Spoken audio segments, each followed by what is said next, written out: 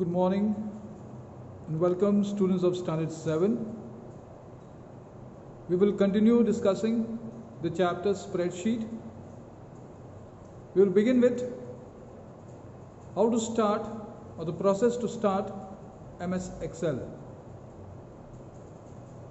One of the methods is, if you have an MS Excel icon present on the desktop, double click on the icon and MS Excel begins. You get the first window of MS Excel, that is called a workbook, opens.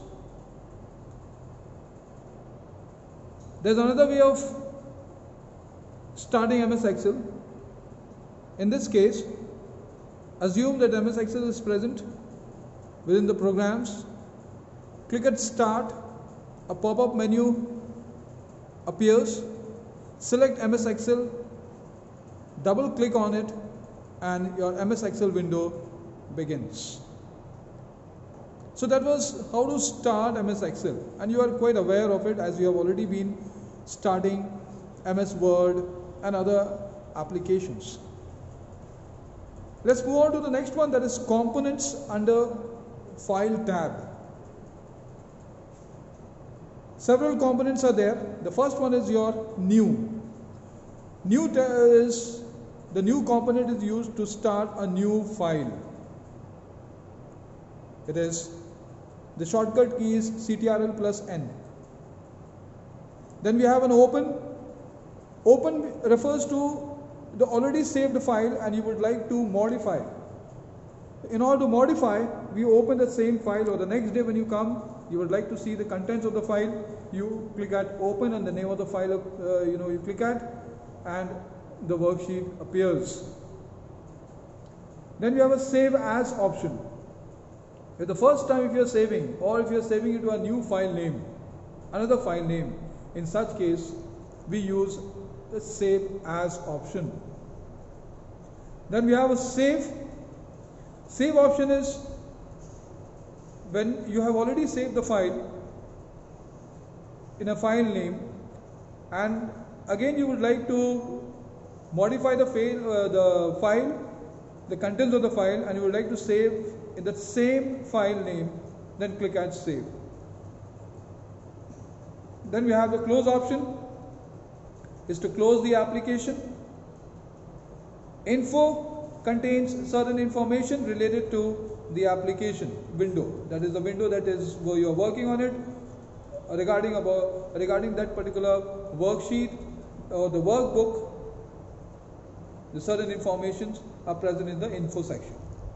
Then it refers to the recent part, that means it refers to the recently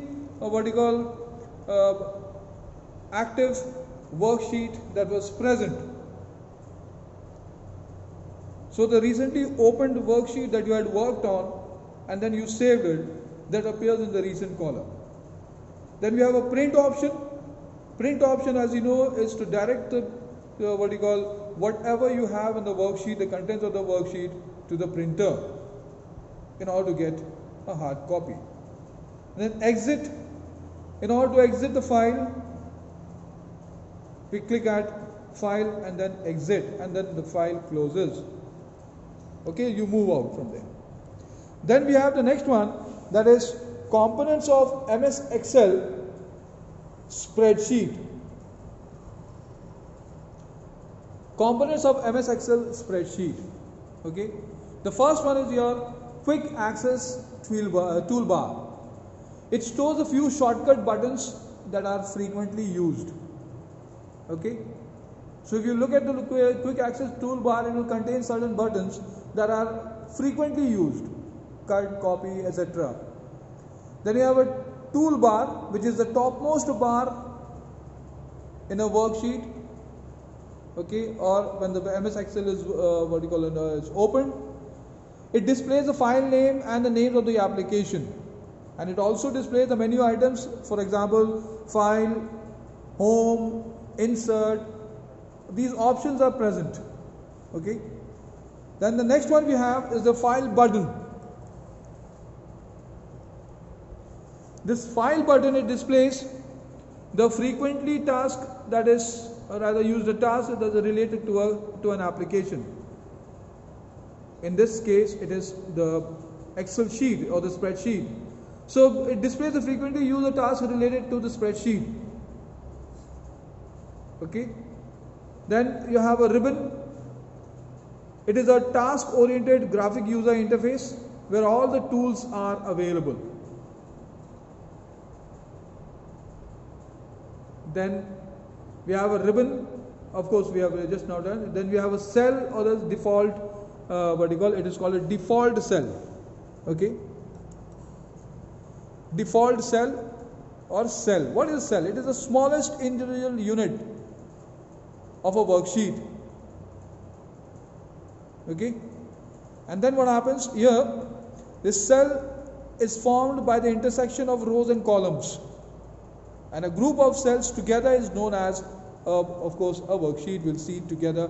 That's towards the end. Then we have a name box. Name box shows the cell address. Now, cell address, it is formed by the row number and the column name. So, like for example, if you have A5, it means the first one is your column and the second one is your row.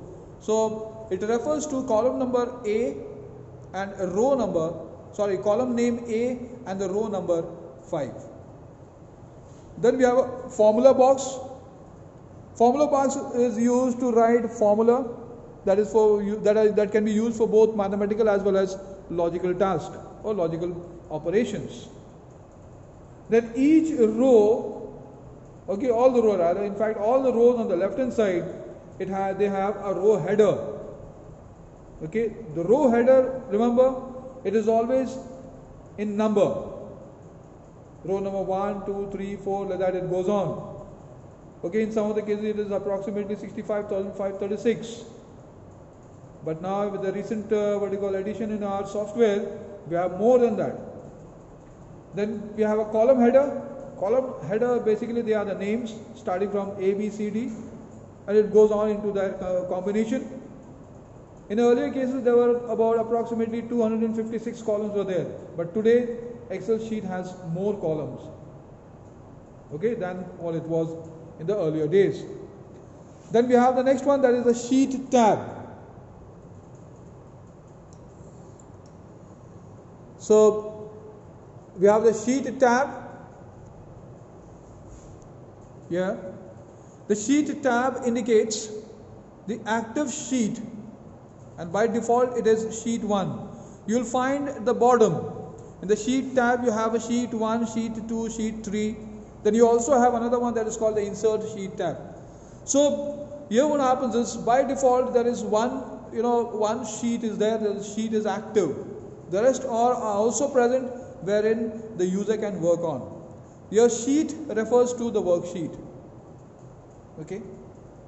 Then insert the sheet tab. Just at the end of sheet tab, you have insert sheet tab. After sheet 1, sheet 2 and sheet 3. Immediately after sheet 3 you have the sheet insert sheet tab. That means we can insert more sheets. So it allows us to insert more sheets than the ones which are present by default, that is 3 sheets. Then we have a vertical scroll bar. Vertical scroll bar allows the user to move vertically to, that is, in the worksheet. Okay. Suppose you are the last column, you want to go back to the first one. If it is, the number of rows, you have 100 rows. So you can use this vertical scroll bar to move up. Alright.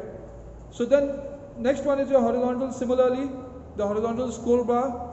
This horizontal scroll bar allows us to move horizontally, that is from left to right. And vertical scroll bar allows us to move from top to bottom and vice versa.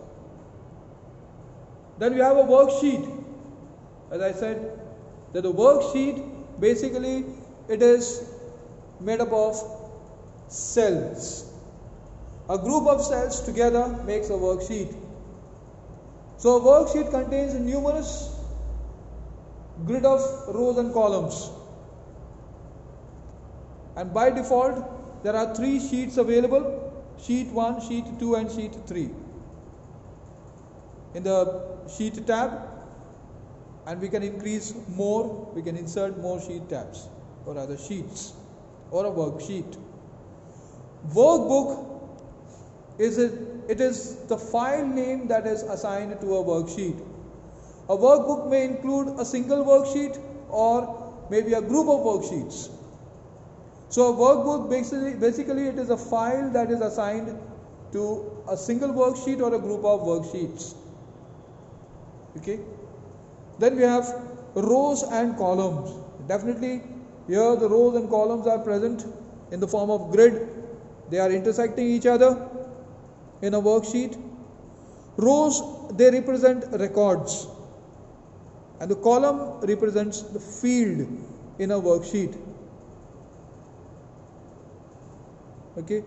So if you want to have a record of a particular person, like the name of the person is one field, age of the person is one field, class another field, roll number another field. So here what happens, name, class, roll number, when you combine them together becomes a row. So row of, suppose like that you have suppose of your class there are about 50 students. For 50 students the names is written, name as well as your your class, section, roll numbers are written. So that means the name, class, section, roll number of a particular student is termed as a row. Okay. And a field, like the name is a particular field name, class is a particular field name, roll number is a particular field name that is represented by columns, or that rather represents a column. Then we have a cell pointer. The cell pointer is the pointer that is present on a cell. And the presence of a cell pointer in any of the cell makes the cell active. So your active cell means that the particular cell where the cell pointer is present and it is ready to accept the data. So the cell where the data is accepted, where the cell pointer is present and the cell is ready to accept the values from the user, is known as an active cell. So I hope, students, that you have understood these components of the file as well as the components of MS Excel spreadsheet. In the next class we'll discuss more about this chapter part by part, and I hope that it is clear to all of you. Please go through the chapter and the topics again and again, watch the video and be safe. Till then, God bless all of you. Thanks for watching.